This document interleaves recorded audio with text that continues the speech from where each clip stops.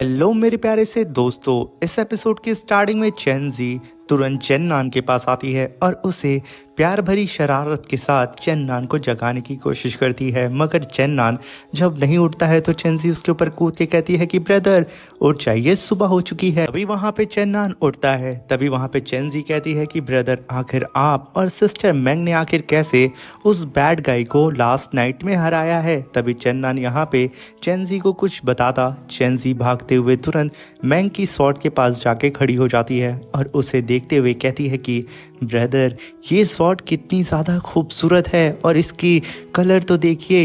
ये कहने के साथ वो उस सॉर्ड से खेलने लगती है, मगर तभी वहाँ पे चेन्नान कहता है कि इसे तुम्हारी सिस्टर मैंग ने मुझे गिफ्ट किया था, इसलिए ये सॉर्ड अब तुम्हारी हुई। ये सुन करके वहाँ पे चेंजी एकदम खुश हो जाती है कि उसके पास फाइनली अब ओरिजिनल सॉर्ड आ चुकी है, वो भी उसकी सीनियर सिस्टर मैंग की। चेंजी ये सॉर्ड पा करके उसकी खुशी का ठिकाना नहीं होता है। वो तुरंत चैम्बर से बाहर चली जाती है। ये देख के चेन्नान भी उसके पीछे पीछे आता है कि कहीं वो खुद को चोट ना पहुंचा दे, मगर इधर क्या चेंजी यहाँ पे सॉर्ड की बहुत अच्छी तरीके से प्रैक्टिस कर रही होती है, जिसे देख करके चेन्नान कहता है कि इसे सिर्फ कुछ दिन हुए हैं शेनलान एकेडमी में आए हुए और तीनों ही डीन से ट्रेनिंग लेते हुए, और अब देखो ये इतनी परफेक्ट हो चुकी है। तभी वहाँ पे चेंजी कहती है कि ब्रदर मुझे पता है कि आप अपने नए सफ़र के लिए जाने वाले हैं और आपकी ये जूनियर सिस्टर वादा करती है कि एकेडमी में रह करके और भी ज़्यादा मेहनत करेगी और तीनों ही ग्रैंडपा के साथ मिल करके अपनी स्वॉर्डमैनशिप को और भी ज़्यादा पावरफुल बनाऊंगी कि दोबारा मेरा ब्रदर किसी भी प्रॉब्लम में फंसे तो मैं उसे बचाने के लिए आ जाऊं।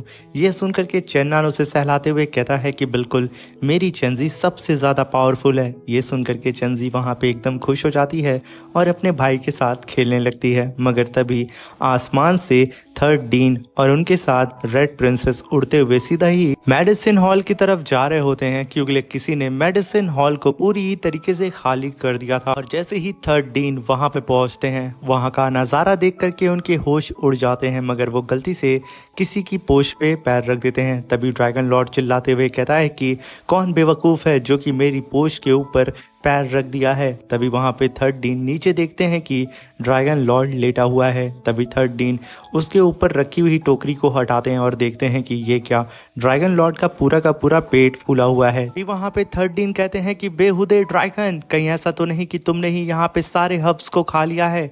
तभी वहाँ पे ड्रैगन लॉर्ड कहता है कि बिल्कुल देखो ना, मेरा पेट यहाँ पे स्पिरिचुअल पावर को इतना ज़्यादा कंज्यूम कर चुका है जिसकी वजह से वो यहाँ पे फटने वाला है। अब ये देख करके वहाँ पे थर्ड डीन का दिमाग फिर जाता है और वो गुस्से में अपने सारे ही साथियों से कहते हैं कि इस बेहुदे ड्रैगन को यहाँ पे पूरी ही तरीके से कैप्चर करो।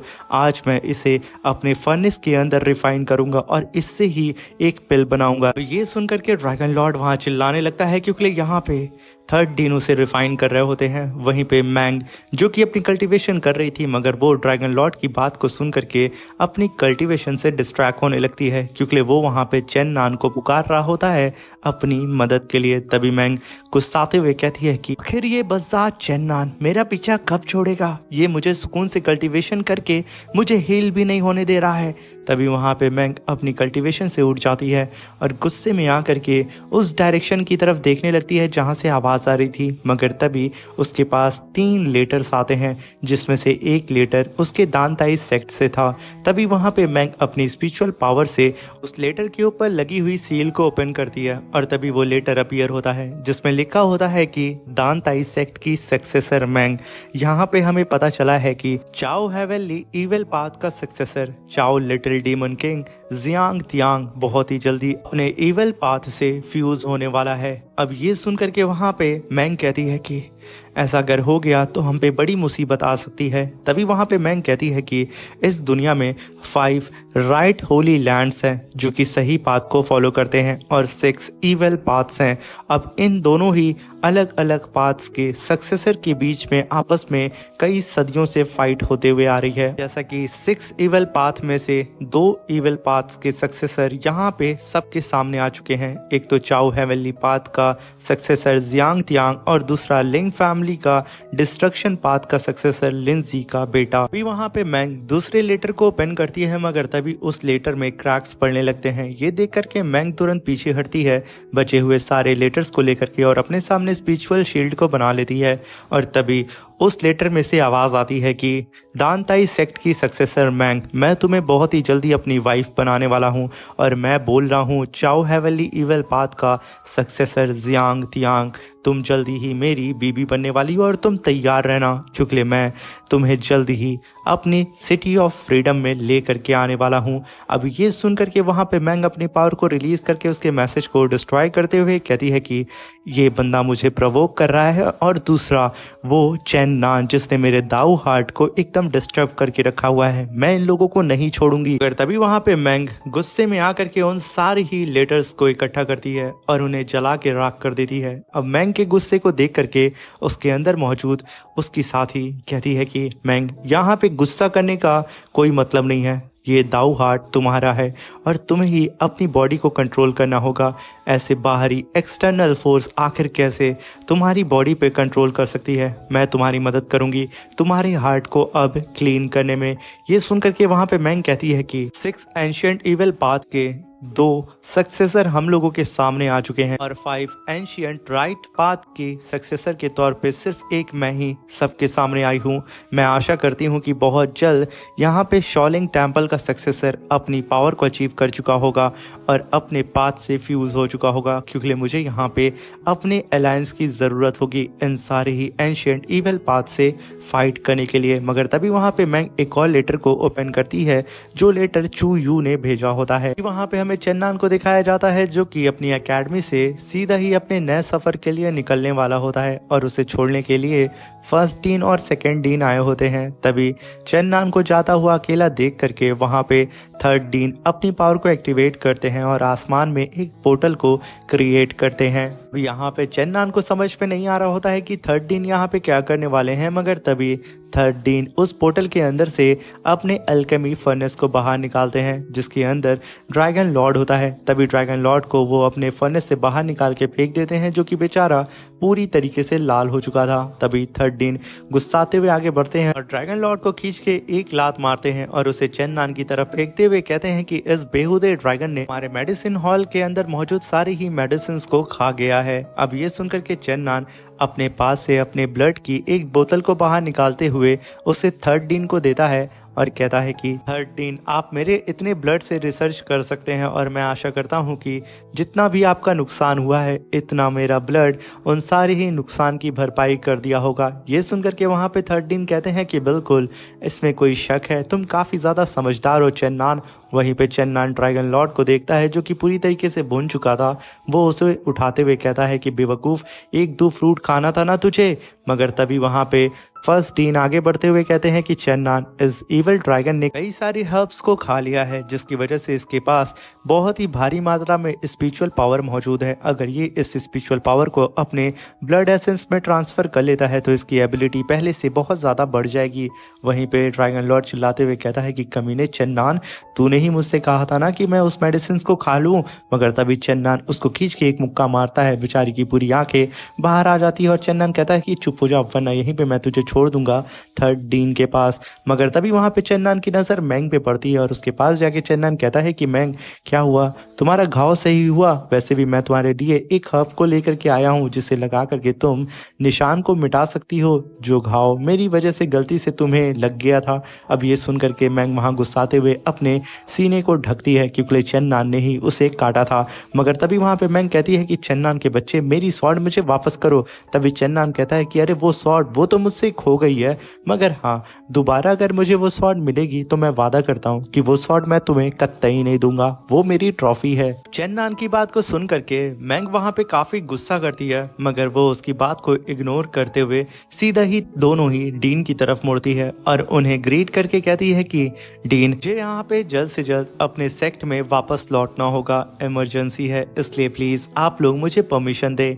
ये कहने के साथ वो गुस्से में फिर से चेन्नान को घूरती है और अपने लोटस जेट प्लेटफॉर्म को समन करके वहां से बहुत ही तेजी से उड़ते हुए चली जाती है। अब ये देख करके चेन्नान कहता है कि लगता है कि ये भी किसी मिशन में या फिर अपने नए एडवेंचर के लिए कहीं पे जा रही है। अब उसे ऐसा बोलता हुआ देख करके पीछे से मिस लॉन्ग वू आती हैं और कहती हैं कि चेन्नान, शायद तुमने सुना नहीं है कि दानताई सेक्ट और दांगचू के बीच में जो कॉन्ट्रैक्ट था वो कॉन्ट्रैक्ट टूट चुका है और इसी से रिलेटेड शायद मैंग अपने जानता इस सेक्ट में गई है। ये सुनकर के चेन्नन कहता है कि क्या। तभी वहां पे लोंगवू चेन्नन को अपने साथ चलने के लिए कहती है। चेन्नन मान जाता है। तभी सीन शिफ्ट होता और हमें होंगचू किंगडम का सीन दिखाया जाता है, जहाँ पे इंपीरियल सिटी के अंदर एक डिवाइन रोशनी बहुत ही तेजी से आसमान की तरफ आकर के निकलती है, सीधा इंपीरियल सिटी के अंदर से। अब उस डिवाइन स्पिरिचुअल एनर्जी को देख करके किंग भी बाहर आ जाता है और कहता है कि आखिर ये क्या है। तभी वहां पे इंपीरियल सिटी के एंसेस्टर यानी कि दोंगचू किंगडम के एंसेस्टर आते हैं, जिसे देख के किंग कहता है कि एंसेस्टर क्या ये हेवन की तरफ से हमें ब्लेसिंग मिली है। तभी एंसेस्टर कहते हैं कि तुम भी एक कल्टीवेटर हो, तो तुम इस स्पिरिचुअल पावर को सेंस करके बता सकते हो कि ये हमारी पूरी सोल को नरिश कर रहा है और साथ में ये हमें डर का भी एहसास दिला रहा है। और इसे देख के मैं नहीं कह सकता हूँ कि आखिर ये क्या चीज़ है, क्योंकि ये सब कुछ चीज़ें हमारे ह्यूमंस के नेचर पे ही डिपेंड करती है और उनके एक्शन पे। अब यहाँ पे किसी को कुछ समझ में नहीं आता है। तभी मिस यंग कहती हैं कि एंसेस्टर प्लीज़ हमें गाइड करें। तभी एंसेस्टर वहाँ पे अपनी पावर को रिलीज़ करके वहाँ पे मौजूद छोटे मोटे सारे ही सोल्जर्स को ज़मीन पे गिराते हुए कहते हैं कि अब इस डिवाइन रोशनी को गार्ड करने के लिए हमें एक्स्ट्रा ऑर्डिनरी वॉरियर्स की ज़रूरत होगी, इसलिए पावरफुल वॉरियर्स को इकट्ठा करो हमारी इंपीरियल सिटी के अंदर, क्योंकि हमारे इंपीरियल सिटी के अंदर से कोई बहुत ही ज्यादा कीमती ट्रेजर बाहर निकलने वाला है, इसलिए हमें इसे प्रोटेक्ट करना होगा। और हो सकता है कि हमारे इंपीरियल सिटी की अब हवा बदल जाए। मगर तभी हम इंपीरियल सिटी के अंदर का सीन देखते हैं, जहाँ पे एक इमॉर्टल बॉडी अपने आप जाग जाती है और उसके अंदर डिमोनिक पावर बहुत ही तेजी से एब्जॉर्ब हो रही होती है और वो बॉडी बीचों बीच इंपीरियल पैलेस के नीचे मौजूद होती है। और इस चीज से ये सभी लोग बेखबर होते हैं कि आखिर ये खतरा है या फिर कोई दोस्त। वहीं पे हम चेन्नन को देखते हैं जो कि लोंगवू के साथ दोंगचू किंगडम की ही तरफ आ रहा होता है, जहाँ पे चेन्नन कहता है कि दोंगचू किंगडम के अंदर इमॉर्टल अनडाइंग बॉडी मौजूद है, क्या वहाँ पे यकीनन कोई इमॉर्टल ट्रेजर भी मौजूद होगा। अब यहाँ पे चेन्नन के पास बहुत सवाल होते हैं, इसलिए वो लोंगवू से कुछ क्वेश्चन करने की कोशिश करता है, मगर वो यहाँ पे कुछ पूछता वहाँ पे यूनिकॉर्न पे सवार कुछ सोल्जर्स बहुत ही तेजी से आगे बढ़ते हैं और चेन्नन की बग्गी को टक्कर मारते हुए आगे की तरफ निकल जाते हैं, जिसकी वजह से चेन्नन की बग्गी डिसबैलेंस हो जाती है और वो सब के सब जल्दी से जल्दी अपनी बग्गी से बाहर आते हैं। तभी वो यूनिकॉर्न पे बैठा हुआ सोल्जर आगे आता है और सीधा ही लोंगवू के पास आके कहता है कि मिस प्लीज मुझे माफ करिएगा। वहीं पे उस कल्टीवेटर की शक्ल लोंगवू के लवर लोंग कियान की तरफ मिल रही होती है, जिसकी वजह से वो एक ही जगह पे स्टैचू हो जाती है। और तभी वो अननोन सा कल्टीवेटर अपने पास से एक स्पिरिट लोटस बाहर निकालता है और ये एक मैजिशियन होता है और उसे वो लोंगवू को देते हुए कहता है कि मुझसे यहाँ पे जो गलती हुई है ना, उसके माफ़ी के तौर पे मैं ये आपको देना चाहता हूँ, प्लीज़ मुझे माफ़ करिएगा। मगर चेन्नन की भी नज़र उस पर बनी होती है कि आखिर ये बंदा कौन है जो कि इतनी छोटी सी गलती पे इतना पावरफुल ट्रेजर दे रहा है। तभी वो बंदा लोंग की तरफ आगे बढ़ते हुए उस ट्रेजर को देने वाला होता है, मगर तभी बीच में चेन्नन आ जाता है और उसके हाथ को पकड़ते हुए कहता है कि प्लीज़ आप इतने भी क्लोज मत आए, हमें इस ट्रेजर की ज़रूरत नहीं है।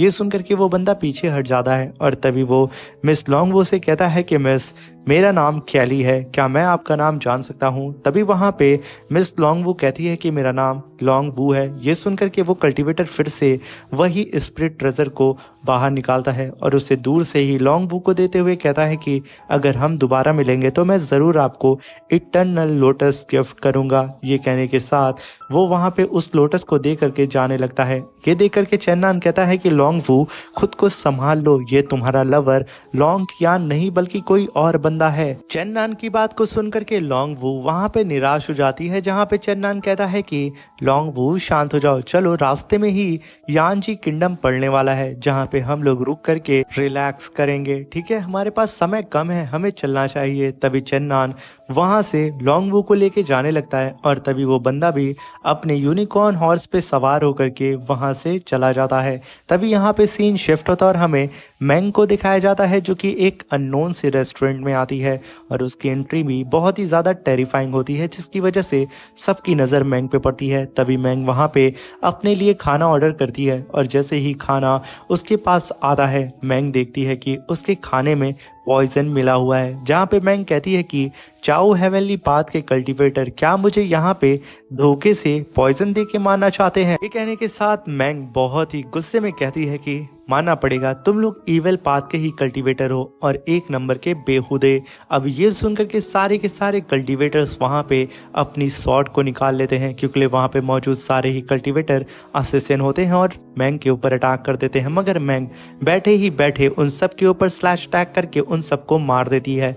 मगर सडन मैंग जैसे ही अपनी स्वॉर्ड को अंदर अपनी कमान में रखती है, नीचे से एक स्पीयर सीधा ही मैंग की तरफ बढ़ता है। मैंग वक्त रहते ही पीछे हट के उस स्पीयर के अटैक को डॉज करके पीछे खड़ी हो जाती है और अपनी स्वॉर्ड को भी अपने कमान से बाहर निकाल लेती है और उसके सामने आ चुका था हाउ हेवनली पाथ का सक्सेसर जियांग तियान, जहाँ पे जियांग तियांग कहता है कि क्या बात है, तुम मेरे लव लेटर को पढ़ते ही भागी दौड़ी मेरे पास आ गई। तभी वहाँ पे मैंग कहती है कि तुम्हारा मास्टर कितना ज्यादा शर्मिंदा होगा कि तुम मुझे यहाँ पे पॉइजन दे करके मारने की कोशिश कर रहे थे।